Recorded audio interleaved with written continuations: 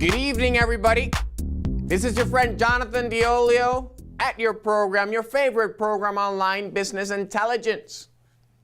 You know that the time has come and the time is now for us to own what we know.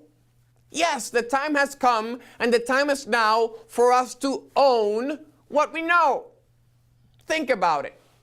If you implemented, if you acted upon all those truths that you know that can make a great difference in your life would be very different.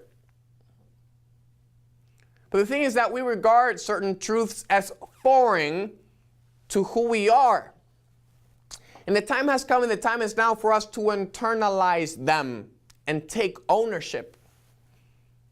I think many of us were afraid of taking ownership for too long of a period of time.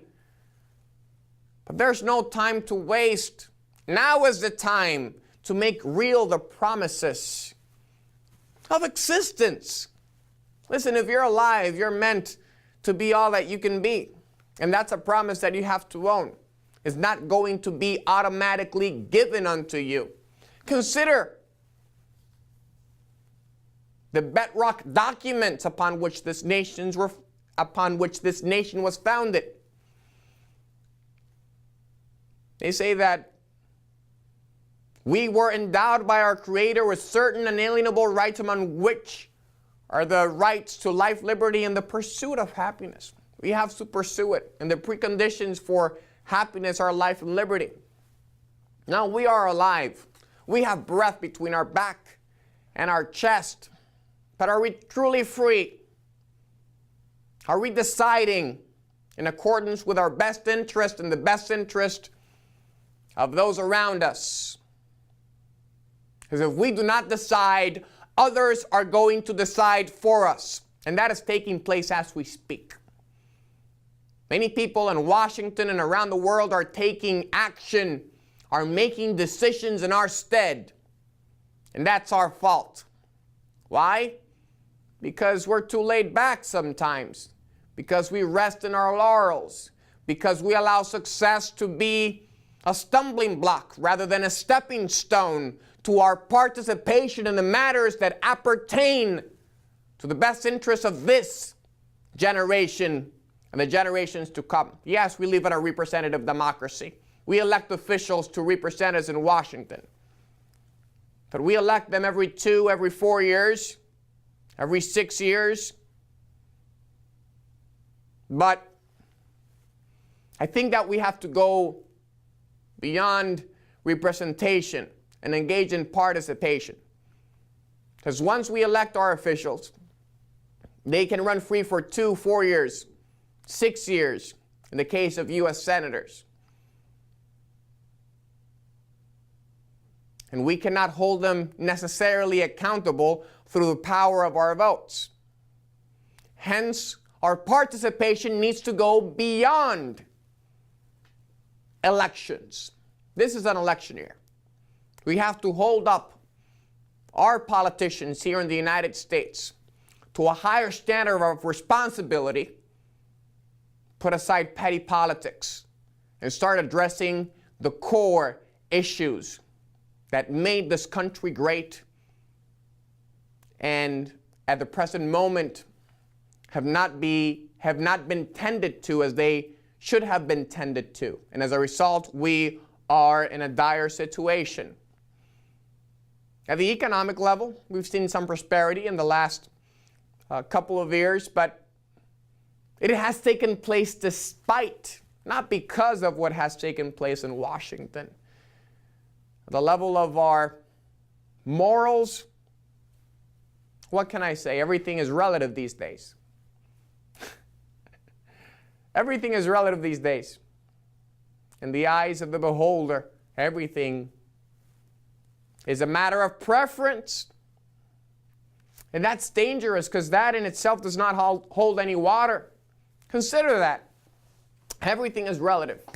If everything is relative and nothing absolute, then the premise in itself doesn't make sense because everything is relative is an absolute statement. Yes. I agree we have subjective truths, but we also have objective truths. We have instincts, each and every one of us. Instincts of power, passion, pleasure, yes? But we have to subject those instincts to principles. That's why we have the rule of law. That's why we have laws in this nation. So when it comes to certain things, we understand that principle in a very straightforward fashion. But when it comes to preferences and whim and politics, we seem to readily disregard them at the macro level. I think that we are called as a higher standard. This nation has been given many great blessings. And to whom much is given, much is required. We must step up to the plate in this hour. And I'm having a heart-to-heart with you in this opportunity. This program is about business intelligence. But business intelligence is also about political intelligence, and it's also about spiritual intelligence. So we cannot be compartmentalized. We have to be integral in our way of viewing life and in our pursuit of growth and development. You see, we are individuals. And individual freedom and individual freedoms seem to be at stake these days. In these United States, that's incredible. Sometimes we're asked to compartmentalize ourselves and say, listen, you're coming to work. I want your brain to come to work, but I don't necessarily want your heart to come to work. Leave that at home. And then we disregard what an individual is by definition. You cannot divide an individual. An individual, it's a whole, a package. You cannot leave your house with your brain and without your lungs, with your heart and without your kidneys, with your liver and without your nervous system, if you will. You are an individual. You cannot be divided. We are whole. And we need to be bold enough to take our identities to the free marketplace of ideas. It should be a free marketplace. If it's controlled, the supply and the demand, in that economic, if you will, interaction of ideas, it's not necessarily economic, but I explain myself. It's the idea of a free market environment when it comes to intangibles such as ideas. If we take our identity and we go beyond political correctness and we challenge one another in love, I think we will have a more perfect union. That is how this country came about. And I think that that spirit has been amputated, or is in the process thereof, or is very likely to be in the near future. So let us recapture that spirit of ownership. Not of mere representation at the political level, but of full participation. Yes, let us be informed individuals. That is what business and political intelligence are all about. It's about crystallizing all that data that is out there and transforming it into relevant information for decision making. If you don't do that, others are going to decide for us. Yes. Even if you decide not to decide, you still have to decide not to decide, so you might as well decide. We'll be right back. Don't move.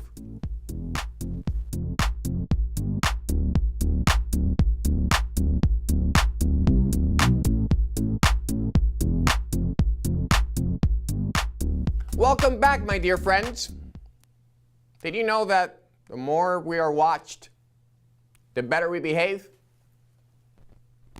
That principle was articulated by Jeremy Bentham, the famous jurist and philosopher from Great Britain. He said that the more we are watched, the better we behave. But I think that that principle applies more at the individual level than it does in the macro level. You see, the function of the eye is to see, but the eye cannot see itself.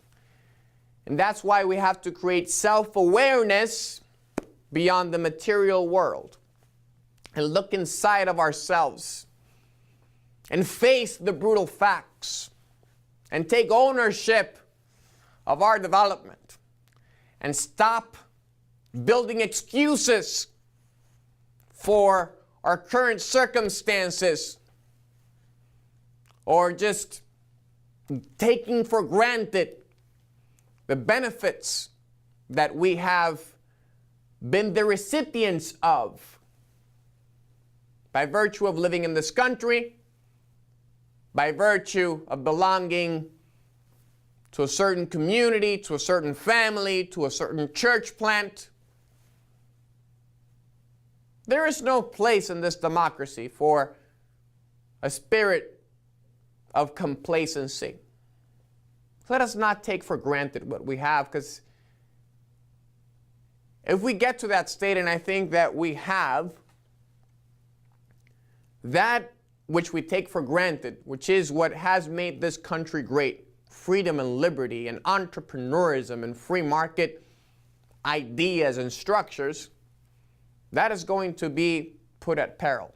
Now, in this day and age, we cannot say necessarily that we have a full-fledged free market economy anywhere. You know, I acknowledge that you have to borrow from different schools of thought.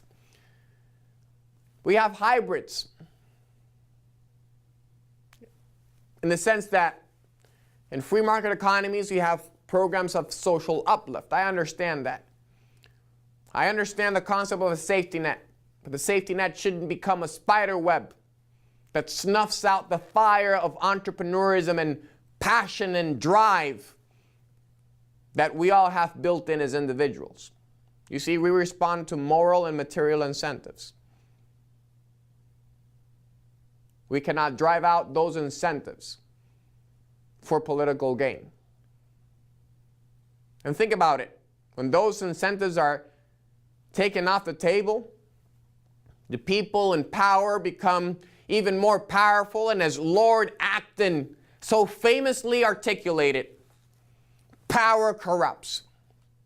And absolute power corrupts absolutely.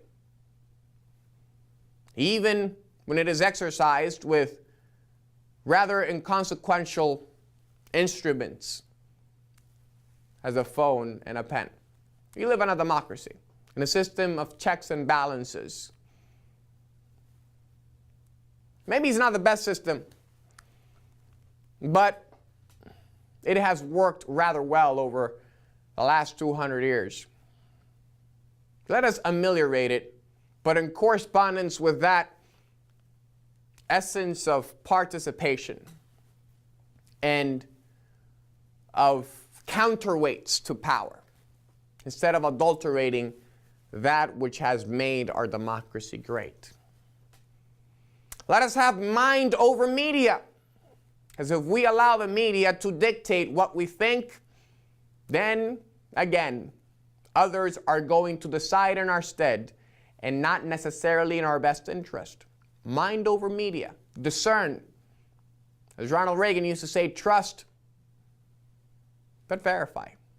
Trust, but verify. Imagine yourself being able to participate in the democratic process. I know we have to take care of our lives. We have so many responsibilities before us. We have to pay the bills. We have to take our kids to school. We have to worry about retirement and about paying our mortgage and what have you. But for a second, just imagine yourself being able to participate in the democratic process beyond a mere election. Imagine. Would you do things differently compared to what our politicians are doing today in the high offices of this nation? Imagine. You might ask yourself, well, what use is there in that? Well, I think that imagination is powerful. As Einstein used to say, imagination is more important than knowledge. And everything that is created twice. First in the mind and then in the material world. So let us imagine a participatory democracy for a second and consider the possibilities. That's what took place at the very beginning of this democracy that we call the United States of America. So it's not too far-fetched to imagine something in correspondence with that spirit of participation and ownership that characterized this nation in its very inception. So that is my message for you today. That is what business intelligence gives you today. What you already have. Consider that, people. I'm giving you what you already have.